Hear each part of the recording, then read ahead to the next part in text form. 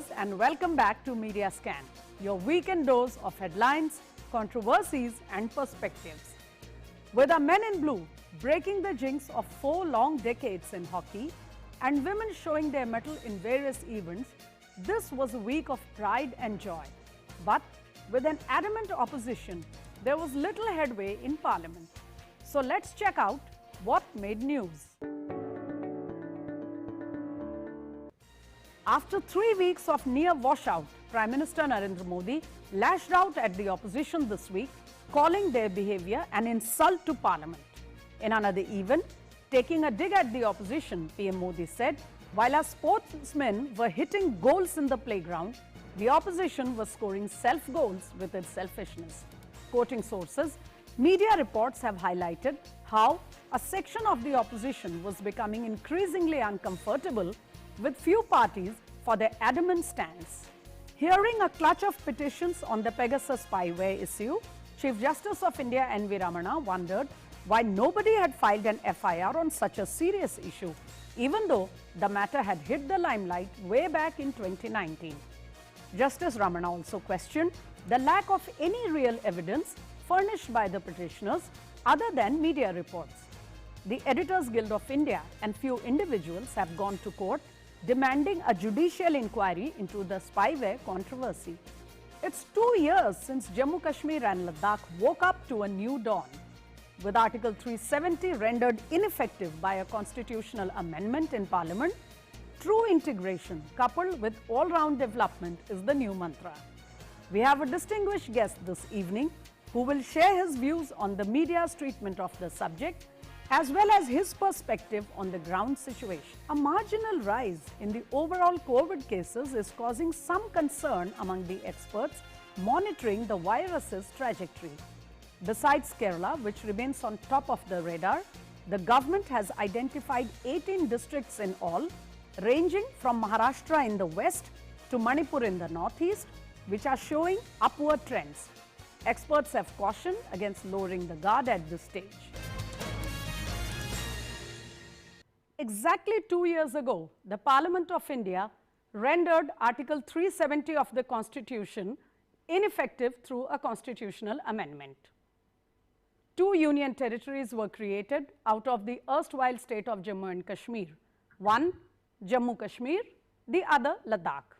Since then, peace, all-round development and grassroots democracy has been the true mantra for the people of the regions. So, has this historic change been able to create and render greater integration for the people of the region vis-a-vis the rest of India? Have historically, social, political and regional discriminations been addressed? Is there now more grassroots democracy or is there less? Has the youth of the area now shed its cynicism or ready to shed its cynicism and look at a more promising future? These were the questions which the media tried to raise throughout the week, both in the global as well as the national media. I have here a very special guest with me, many years old researcher who has been touring the region again and again and again, has authored several books on the subject and is also currently based there to see the changes that may or may not have come. I am going to put all these questions to him, as also some other queries raised by the people of the area and also his perspective of the ground situation. Let me introduce you to Abhinav Pandya, researcher, author and columnist. He has been working on the region, as I said, for a pretty long time, and several books have come out giving us a clear perspective of the entire situation. Welcome Abhinav Pandya on your first appearance in Media Scan, and I hope with your expertise and your hard work, our viewers are going to benefit from what is happening in the entire region. Welcome Abhinav Pandya. Namaskar Smita ji. Thank you very much for the generous introduction, and it's indeed a pleasure and an honor to be here on this esteemed portal of Doordarshan. Thank you very much. I'll start with my first question, and that is pretty straight and simple. My first question here is, I was just going through the editorial, some of the op-ed columns particularly in the global media, as also our national dailies and TV discussions, everybody agrees that violence is down. The area has seen much less incidents of violence in the past 2 years. However, there is a difference in the treatment of the subject. While national media and reports from the area suggest that people are back to a normal life despite a very harrowing time due to COVID, the global media has been trying to stress that though the incidence of violence may be less, but actually this is an uneasy calm because there is a lot of unrest underneath. So first and foremost, do you agree with that angle, with this perception? What is your take? This question is very nuanced and deep and more of a research question than a typical media question. Okay, and I mean, I would love to answer this question. I would partly agree and partly disagree with both. Okay, certainly, I will. Yes, first I'll be addressing what the national media says. National media is trying to show that things are back to normal and people are happy and all. Well, I guess to understand this question or to just know the roots of this question, I guess we need to go back into the minds of the people. Frankly speaking, this Article 370 among the general public, it never carried much importance. Okay, Okay. until recently, most of the state level political parties projected it as some kind of the identity of the state. But the people who are living under the rule of those state level political parties, which mainly includes the National Conference and PDP, they were totally frustrated with the incompetence, inefficiency, bad governance, corruptions, and nepotism. And they kind of blamed the local state governments for all kinds of for militancy and for the violence in the state. They blamed them for playing a very dubious role, openly trying to project themselves as pro-India, but trying to also encourage anti-national elements. So this was the image which they carried. And in general, the public blamed New Delhi for giving a patronage, for giving some kind of protection and umbrella to them. But this veneer was totally shattered once the Article 370 was broken. Article Right. 370 was rendered ineffective.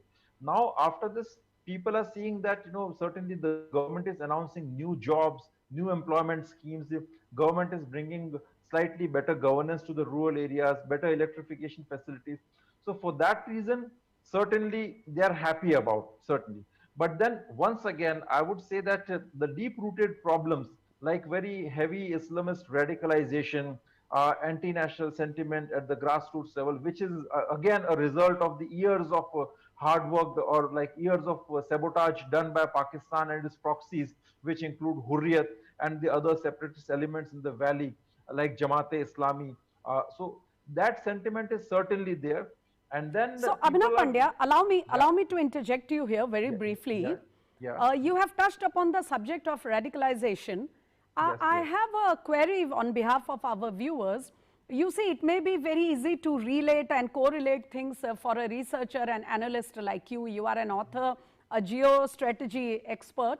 But for a common viewer in the country, may I just explain that in my interactions with senior officers who are looking after things in the area, and also a lot of people among the common residents, the worry that the concern that seems to be rising is that while actual incidents of violence may have gone down, there is a renewed effort from the powers across the border, we know who they are, trying to push more radicalization, and they are also tapping at very young boys and girls. The youngsters are on their radar. So this radicalization, how serious is the situation as of now? Are you concerned that these nefarious efforts may go up? And what should be done to stem it or nip it in the bud? Very briefly. Radicalization is a major and a very serious problem. And I wouldn't say that it has just started. I mean, I guess it's been going on for decades because Kashmir was, I mean, basically a very liberal Sufi Islamic society which had strains from the other faiths like Shaivism, Buddhism. So it was a very different kind of Islam. Pakistan realized that its militancy, the separatism, it cannot sustain without radicalizing the society on the jihadist lines. So Pakistan did two things. Pakistan first of all, injected the venom of religious radicalization and jihadism in the society. And at a second level, Pakistan made terror financing the mainstream of the economy. So it created stakes for the common people. Now there are very serious and very extremist kind of Islamist organizations like Jamaat-e-Islami. Then you have Salafi and Wahhabi groups like Ahle Hadith, which are kind of projecting an ideology which is exclusivist, which is related to pan-Islamist version of the faith, and which believes in establishing the Sharia rule. So it's a very serious problem. And now, as we saw in the case of Pulwama, a local boy volunteered for a suicide bombing Fidain mission. So that kind of trend is a major problem, and especially after the what happens in Afghanistan, I feel that this trend is going to exacerbate, because the elements like Jaish-e-Mohammed and the other extremist groups like Taliban will be more active vis-a-vis Kashmir is concerned. So I see this as So, a major right, problem. I get your point here, but I just wanted to add a little to this. Yeah. You see, we all remember Pulwama. That's a grim reminder of the efforts being made from across the border to disturb peace and stability in the country. But particularly, if you take an overview of the last 2 years, Abhinav Pandya, you Yeah. will notice that from an audacious attack like Pulwama, where a young resident went and directly attacked a convoy of the paramilitary, today we see one stray killing here of a simple and average dhaba owner's innocent son, or some influencer on the social media who is just a common resident with some maybe some ideas which don't please a set of people. So you see, from such audacious attacks on CRPF and army camps, we are down to picking here and there of one or two soft targets who are not in a position to retaliate with the gun. So don't you think we have come a long way on that track, despite the radicalization? I think this has to be addressed in a very nuanced manner. Okay. When we talk about radicalization, this is more about the ideological changes which society is undergoing by and large. So those changes are much more long-lasting and much more deep-rooted. So that is a problem which is going to sustain and which is very deep-rooted. So I guess in the span of 2 years, it'll be too early to conclude that the radicalization levels have come down. And this is something which is deeply related to the faith. So unless there is a counter narrative from within the community, we cannot find a very good solution for that. There are very strong international forces which Okay, point definitely taken. I'll be addressing Point later. taken. Once, yeah, yeah. Yes. So Oh, therefore, but yes, no, as far as tactical level, yeah, no, yeah. I'm just You taking you off think from where asking something? what you flagged just Yes. now for our viewers. Like you said, Yes. it may be early days to conclude that we have it under control completely and things are quite hunky-dory. Certainly not. But my next question stems from that premise which you are saying. There have been a very, I must say, very well thought efforts all across the region, all over Jammu as well as Kashmir Valley, to integrate communities, to integrate segments of the population, which were quite almost, if I may say, stateless people. And so we even have some communities who had the right to vote in a Lok Sabha election, but they could not vote for their own local representative. Yes. At the same time, we had a certain set of discrimination on the women of the area who chose to marry somebody outside Jammu Kashmir, and then many other communities who did not have equal rights like others. When the government in the new dispensation tries to bring all these people together and remove those barriers, don't you think we are moving towards some more democratic setup, and that eventually should have an impact on the efforts of radicalization by rendering them less effective at least?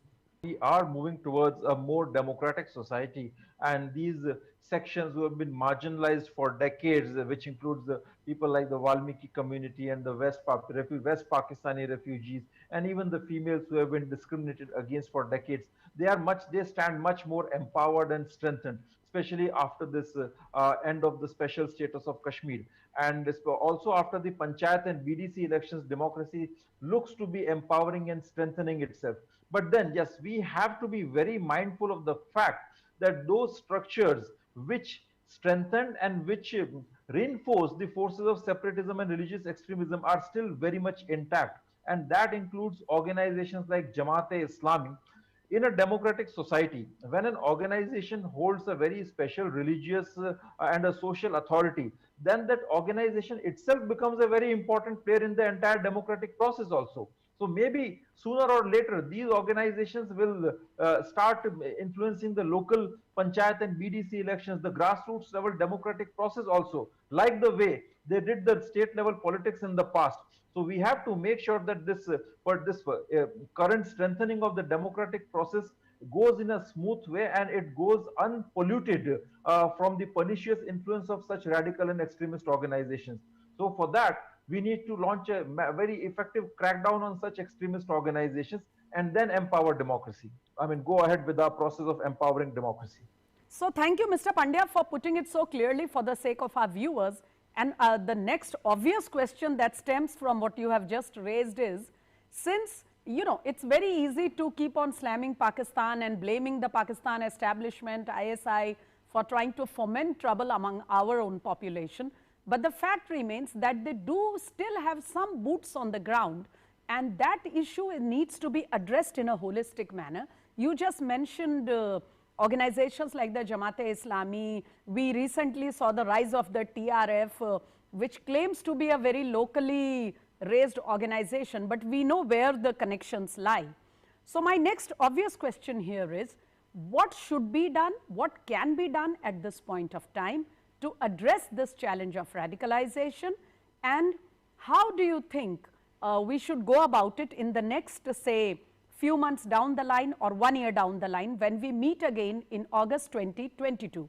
Well, I feel that especially talking from a very, I would say, strict security point of view to tackle the radicalization, a few things that need to be done are the following. I guess, first of all, we need to just tackle these extremist organizations like Jamaat-e-Islami, which have made huge inroads in the state administration, in the state, I would say, maybe armed forces, police forces also, and especially education department, not much in the police forces, but the state academia, the education department, the state You are level leveling business a community. very serious charge, Mr. Pandya. Are you, have you, I mean, we hope Yes. you know what you are saying, and Yes, I yes, hope yes. this, this gets taken up at the highest level.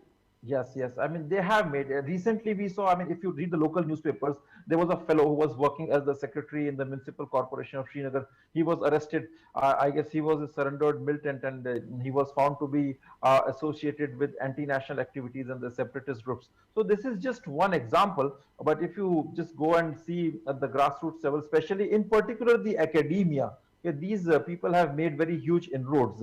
The extremist elements and the separatist elements. Okay. And once again, in the politics also, just because democracy is by nature such that you have to listen to the voice of the people. So first, such organizations create some kind of a fear at the grassroots level, and then they compel the mainstream political parties and the politicians to toe their line. So we have to tackle that first, and in addition to that, we also have to have a very strict legal framework and a security framework to tackle them. Secondly, Right. we So, need a yes, please counter go on. narrative. Hello, yeah. Yes, Secondly, please go on. we need a very strong counter narrative to these extremist organizations, because they are basically misinterpreting the Quranic scriptures, which have many absolutely great things for humanity, and that counter narrative has to come from the religious scholars, who are right-minded and who have the good feeling for the society. And besides that, we also need to discourage these anti-national elements who are working in the garb of human rights activists and even the media professionals. They are very active launching the disinformation campaign on the social media. So social media has Mr. become one Pandya, of the most you have actually touched the subject which I needed to ask you next, and I'll yeah, quickly okay, put that question to you. You sure, just sure. mentioned about the media. May I raise one point here which has been obvious to all of us?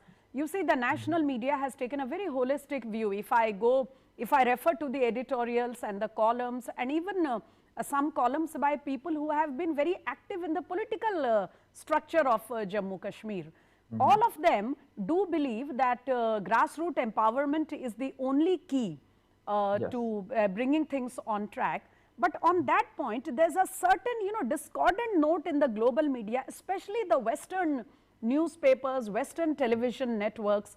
They are continuously raising the point that Kashmiris have been silenced, Kashmiris have been completely sort of, pushed into the margin, and whatever peace is visible is actually a very uneasy kind of calm, and they feel themselves to be not citizens anymore, and many more adjectives I do not want to mention here. How do you look at the coverage of this entire situation through the lens of the global media? Are they helping the narrative in any way by bringing things towards normalcy, or are they complicating the situation? What would you say? Sure.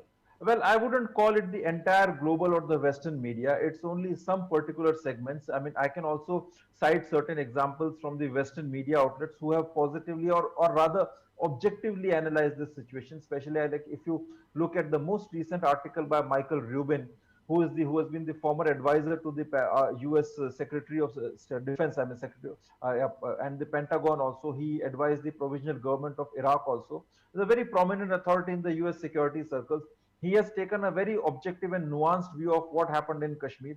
So there are some media outlets, I mean, who have taken a positive view. But yes, there are certain segments of the media, global media, who I guess, I mean, uh, most likely to be compromised by certain anti-India elements. Okay, they have taken a rather negative view, and once again, I feel that for them also the problem is that they have been fed with the wrong information. One, and coming to some media outlets like TRT World. So TRT World is a Turkish-owned, it's a state broadcasting medium, which we all know that it survives, thrives on feeding lies and plays on deception. It is very sophisticated in terms of its presentation. Okay, I am afraid I'll have to cut you short here, Abhinav Pandya, but Sure, your sure. point is well taken, and perhaps one of these weekends we'll have the occasion for you to invite you back on Media Scan and address that particular issue which you have just flagged about some media outlets in the world, some platforms, television networks being directly under the influence of anti-India powers, and it is that which gets reflected in their news coverage and their writings. But I am afraid on that point I have completely run out of time this evening. But thank you so much for explaining the complications and the layered nuances that we see in the land of Jammu and Kashmir. We'll come back to you on that one of these weekends. For this evening, thank you very much for explaining it so well for our viewers and putting it all in perspective. Thank you, Abhinav Pandya. Thank you very much. Namaskar. Thank you. It's been an absolute pleasure sitting here and talking. With that, viewers, I'm afraid it's time to say goodnight on Media Scan this weekend. But do continue to watch DD India as we continue to scan the media for you.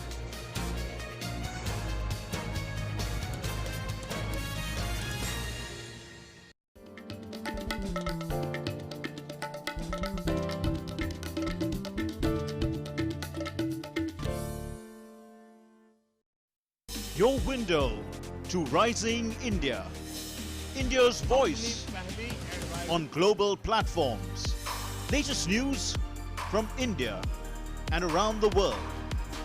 In-depth analysis of global headlines. Watch DD India in your country. Available for downlink in Middle East countries. STTV broadcast is available through the satellite GSAT 17 at 93.5 degrees east. HDTV broadcast is available through the satellite GSAT 10 at 83 degrees east. For technical details, scan here. Switch to DD India now.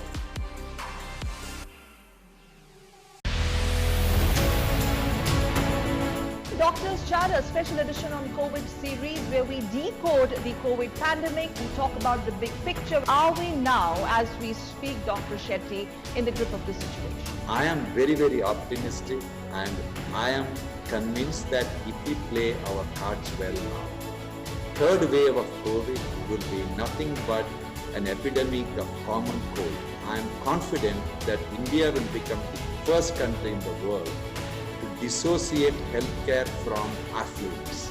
Have we left the worst behind? We can do it. Believe me, I trust my country and I trust my government.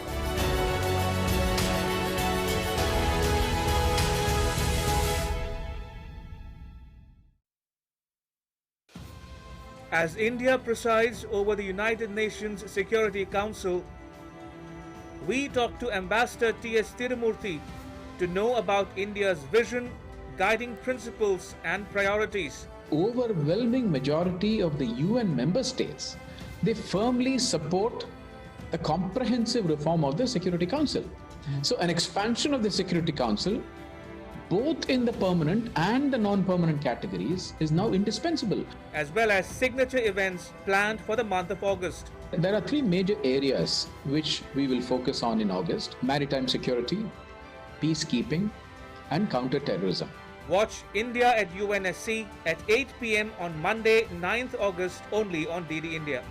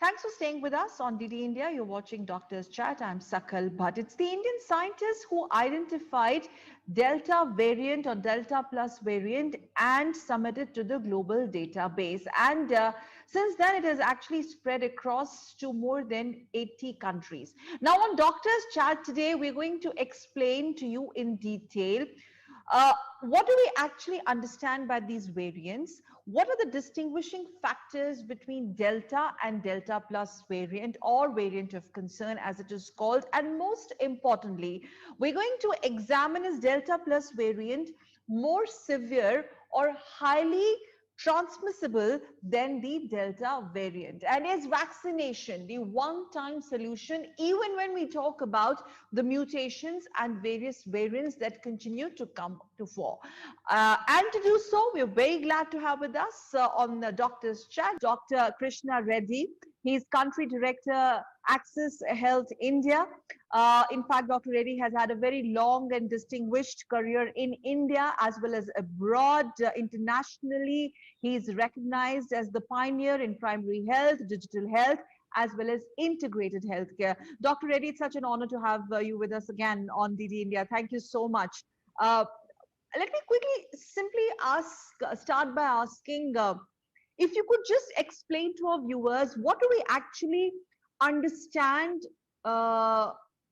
distinguish between Delta variant and Delta plus variant? What are these variants all about? And when we call them the variant of concern, how serious is it? Yeah, any viruses or any bacteria, as they multiply, they mutate. So some of these mutations are advantageous to the virus, and some of the mutations are not advantageous to the virus. So when they become advantageous to the virus, so it may increase its transmission rate, it may increase its binding to the receptor, or it may also evade the existing immunity in the person. So when these advantages accrue to the virus because of the spontaneous mutations, we call it as a variant of significance or variance of interest.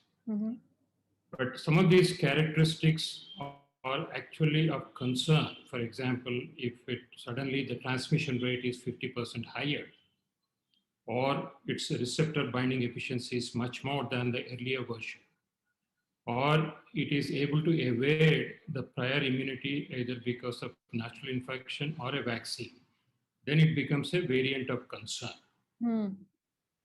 So that's how, from the original virus, which started the pandemic last year, then we had the alpha variant in the UK and the beta variant, which came in the South Africa, gamma variant in South America, and then we had the Delta variant, which was identified in India. Most of these variants are having the mutations on the spike protein. Okay. Protein which binds with the receptor in the lung cells. So the Delta variant and the Delta plus variant, there is one mutation which is differentiated between these two.